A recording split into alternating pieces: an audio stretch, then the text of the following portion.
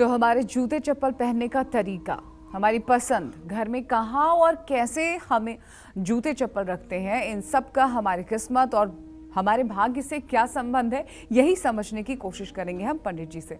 पंडित जी, ऐसा कहा जाता है, कुछ लोग मानते हैं कि किसी के जूते चप्पल से उसकी हैसियत का पता लगता है, स्टेटस का अंदाजा लगता है। क्या जूते चप्पल का हमारी किस्मत से भी कोई कनेक्शन है? देखिए, ऐसा है, इस संसार में छोटी बड़ी कोई भी वस्तु हो, उसका कहीं न कहीं से प्रत्यक्ष या परोक्ष रूप से हमारे जीवन पर असर पड़ता ही है।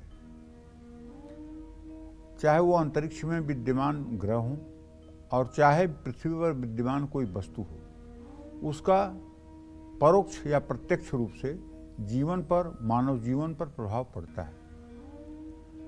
रही बात जूते की, तो जूता एक परिवेश है। जैसे कपड़ा आवश्यक है, वैसे जूता भी आवश्यक है। मैं कई बार अपने कार्यक्रम में प्राय ये अपने दर्शकों को बताता हूँ, ड्रेस और एड्रेस, ये दोनों चीज़ें अगर आपकी ठीक है तो बुरे से बुरा ग्रह भी आपका कुछ बिगाड़ नहीं पाएगा। लेकिन बहुत अच्छा भाग्योदय चल रहा हो और ड्रेस और एड्रेस अगर आपका बेतुका है, तो उस अच्छे अवसर का भी लाभ आप नहीं उठा पाएंगे। क्योंकि ड्रेस जो आपकी होती है, वो first impression is last impression. जब किसी व्यक्ति के सामने आप पहुंचते हैं तो आपके प्रति उसके मन में एक जो चित्र रेखांकित होता है, वो चित्र सदा सर्वदा के लिए अंकित हो जाता है।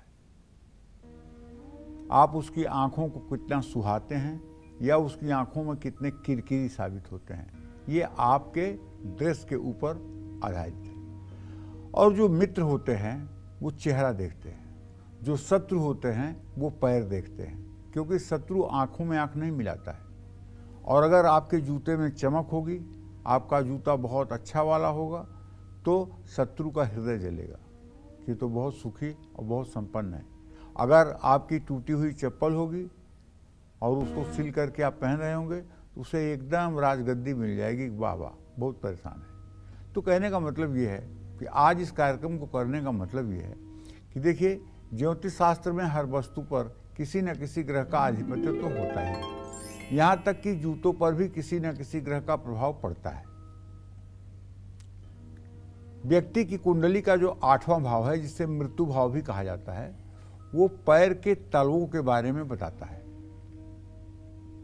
पैर के जूते भी कुंडली में 8वें भाव को ही संबोधित करते हैं। 8वें भाव से भोग, विलासिता और जीवन में व्यक्ति कितनी उन्नति करता है, ये पता चलता है। ऐसे में जूते व्यक्ति कैसे पहनता है, किस रंग के पहनता है, घर में जूतों को कहाँ उतारता है और रखता है, इससे उस व्यक्ति पर ग्रहों की प्रभाव और उसके परिवार की दशा के बारे में अनुमान लगाया जा सकता है। जूतों पर शनि ग्रह अपना आधिपत्य रखता है।